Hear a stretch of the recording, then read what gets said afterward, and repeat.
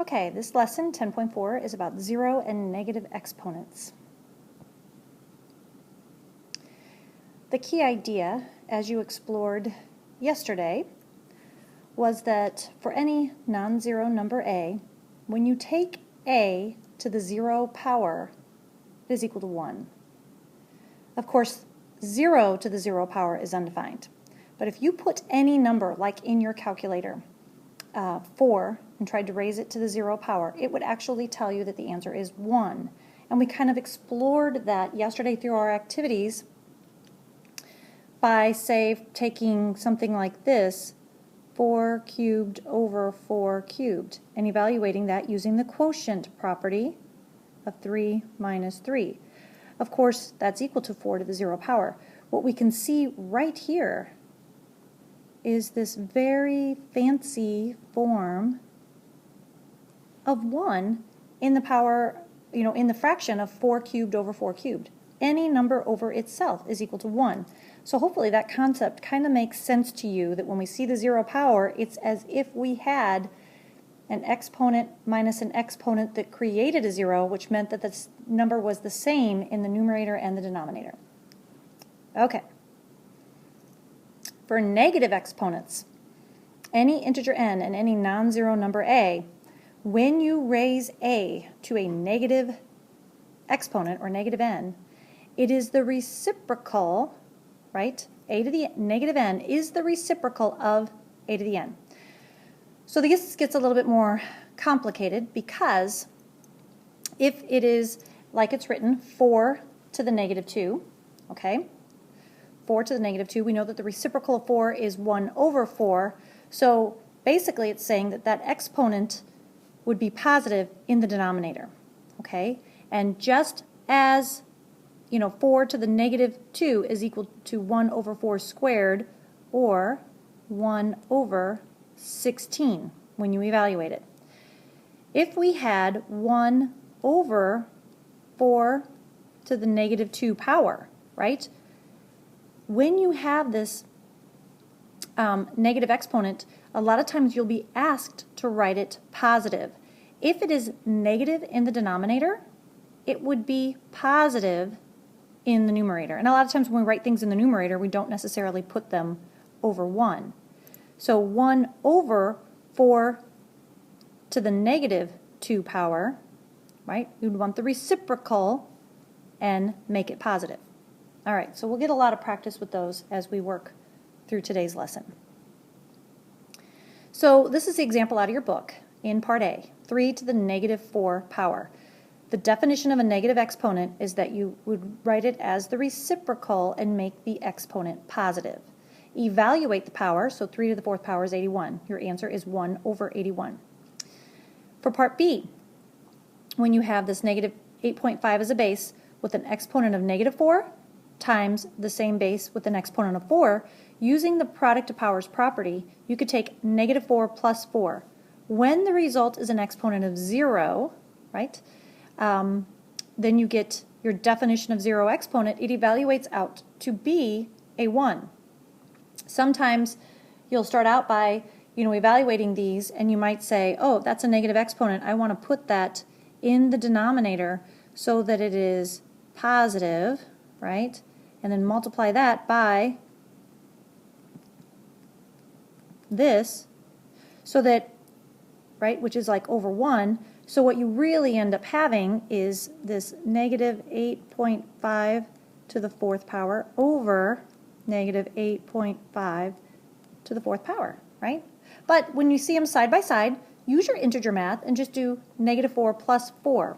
But this is a way to visualize it if you were having trouble with understanding that. For the quotient property, remember, we want to take the numerator exponent and subtract the denominator exponent.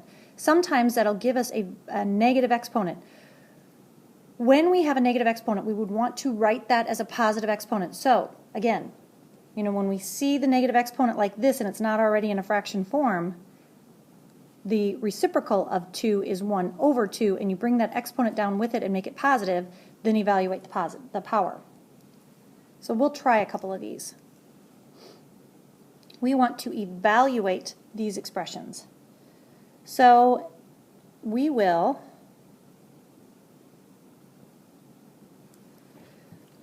make sure that if we see a negative exponent, we'll take the reciprocal of the base, okay, right? So that was 4, so we'll take 1 over 4, and we'll keep that 4 with a positive exponent. So we would rewrite it with the negative exponent definition, 4 squared. Then we could evaluate 4 squared. 4 times 4 is 16. So to evaluate the value of this is 1/16, which is a very small number. Okay, in 2, we have a negative base, and it is being raised to a negative power. The definition of a negative power means that you would write the reciprocal, so 1 over your negative base to the positive 5.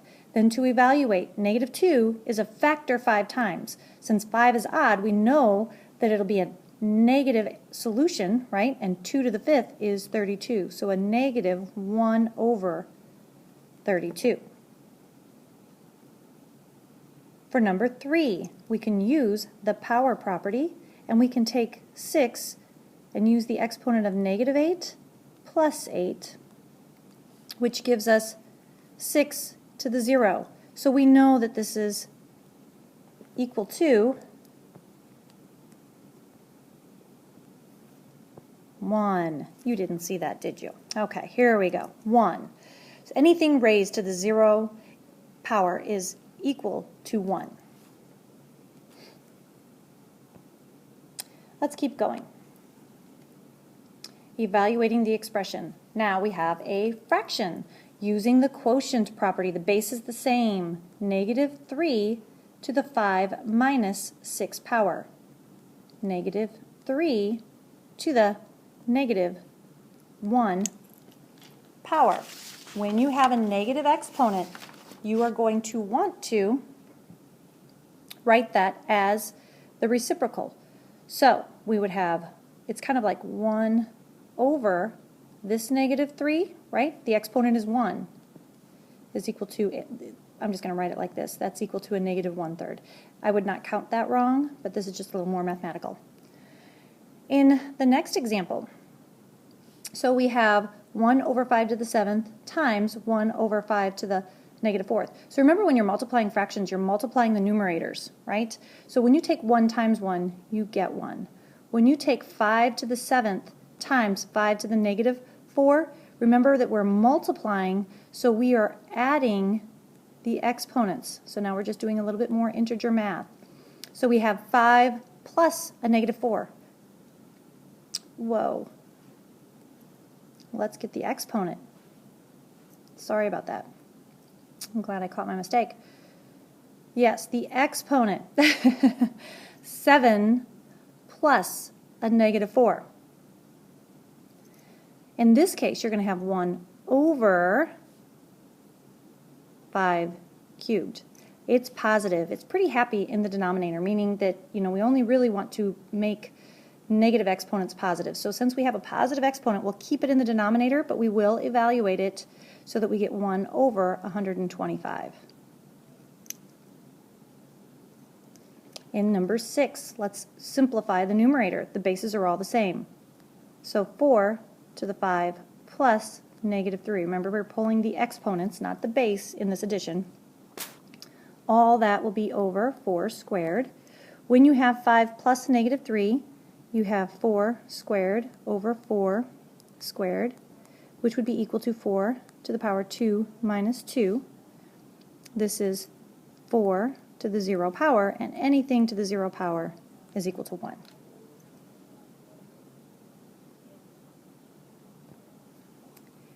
In our next example, we're going to be simplifying expressions. So when you see negative 5x to the 0 power, remember that it's not in parentheses, so the negative 5 has an exponent of 1, okay? X is the only thing with an exponent of 0. But because of the 0 exponent definition, x to the 0 power is equal to 1. So negative 5 times x to the 0 power is the same as negative 5 times 1. Therefore, the answer is simply negative 5. For part B, 9y to the negative 3rd power over y to the 5th power. The y's are the same, So we can evaluate using the quotient of powers property and make that 9 times y to the negative 3 minus 5 power. Then you will get 9y to the negative 8th power.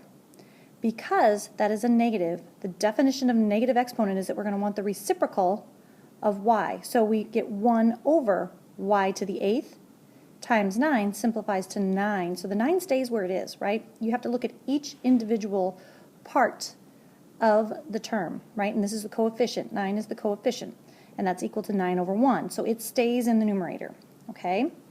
So it's, yeah, keeping track of that. So let's see as we work through some of these. In this case, remember, so maybe sometimes breaking it apart like this, we could say 8 times, x to the negative 2 power, so it's 8 times 1 over x squared. Sorry, my pen has a mind of its own. Okay, then you can put it back together and say 8 over x squared. And the only reason I do that is because, sometimes kids will see this and they'll want to bring the 8 down to the bottom with the x. So look at the 8. It has an exponent of 1, right? It's positive. It's happy where it is, which is in the numerator. Okay. For number 8, b to the 0 power is a factor equal to 1. That is being multiplied to, then we could even make this a positive exponent, 1 over b to the 10th power. So remember, when you have 1, right, it's just 1 over 1. Every whole number is a fraction over 1. So 1 times 1 stays there, and then b to the 10th is positive in the denominator. Okay, so I'm going to break number 9 apart, right? So since that 15's in the denominator, it's the coefficient. So we kind of come over here and we write a 1. We had a problem like this the other day. A 1 as the coefficient of the z up here, okay? So what we really have is 1 over 15 times z to the 6th over z to the 9th. That might help us remember that 15 stays in the denominator because we don't do anything with it. It has a positive 1 exponent, so it's pretty happy where it is. So we can evaluate the z's. Okay, this stays the same. Z would be 6 minus 9, subtracting the denominator from the numerator. So we would get 1 over 15 times z to the negative 3 power. Of course, that's a negative. So what we really want to do is 1 over 15 times 1 over z cubed. Now we can put it back together. 1 times 1 is 1. 15 times z cubed is 15z cubed, and that'll help us to keep that 15 in the denominator. Okay? One final problem. This says a drop of water leaks from a faucet every second. So the drop of water has a volume right here of 50 to the negative 2 liters. How many liters of water leak from the faucet in 1 hour? So we have to convert the hours to the seconds. So if you remember your conversion factors, 1 hour equals 60 minutes. 1 minute equals 60 seconds. So we're going to multiply 2 times. I like to set it up in a table. This helps with some of I call it dimensional analysis because it will help us keep track of the units. So always keep the unit labels with it so you know when you're canceling. So remember that each of these right here can be set up as a fraction. We could have the numerator as 1 hour over 60 minutes, or we could have 60 minutes over 1 hour. Since they're equal to each other, it's like a fraction equal to 1. So depending on the label you have to cancel is dependent on which one is in the denominator. So when I start with my 1 hour right here, then in this next section, it's like a fraction almost. I could put the 1 hour from this first conversion and 60 minutes because 1 hour is equal to 60 minutes. It's equivalent. It's a fraction equal to 1. So it's like I'm taking 1 hour times 1. But look what happens. I cross-cancel the hours. And so now if I just stopped here and multiplied, the answer is 60 minutes, right? But I have another one to do because I don't want my answer in minutes. I want it in seconds.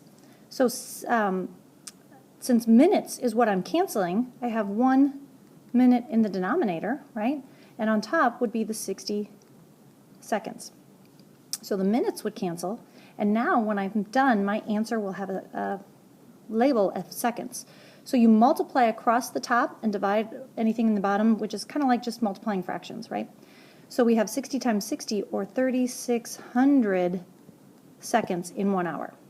Now we're ready to do the problem, because our drop of water is equivalent to a volume of 50 to the negative 2 liters, and we know that it's dropping every second, so that's liters per second. So 50 to the negative 2 liters per second for our label. If we multiply that by the number of seconds in an hour, right, we can see that the seconds will cancel. So that means our answer will be in liters. So now we have to deal with this negative exponent, right? We can make it a positive exponent, 1 over 50 squared times the 3,600, which is like over 1. So this would be equivalent to 1 over 2,500, right? Which is essentially equal to 3,600 divided by 2,500.